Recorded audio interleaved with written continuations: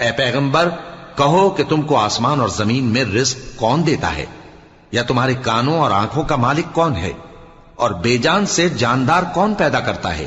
اور جاندار سے بے جان کون پیدا کرتا ہے؟ اور دنیا کے کاموں کا انتظام کون کرتا ہے؟ تو یہی کہیں گے کہ اللہ۔ تو کہو کہ پھر تم اللہ سے ڈرتے کیوں نہیں؟ یہی اللہ تو تمہارا حقیقی پروردگار ہے، اور حق بات کے ظاہر ہونے کے بعد گمراہی کے سوا ہے ہی کیا؟ تو تم کہاں پھرے جاتے ہو؟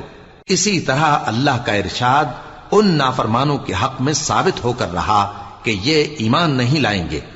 ان سے پوچھو کہ بھلا تمہارے شریکوں میں کوئی ایسا ہے کہ خلقت کو پہلی بار پیدا کرے اور پھر اس کو دوبارہ بنائے؟ کہہ دو کہ اللہ ہی پہلی بار پیدا کرتا ہے، پھر وہی اس کو دوبارہ پیدا کرے گا۔ تو تم کہاں الٹے جا رہے ہو؟ پوچھو کہ بھلا تمہارے شریکوں میں کون ایسا ہے کہ حق کا رستہ دکھائے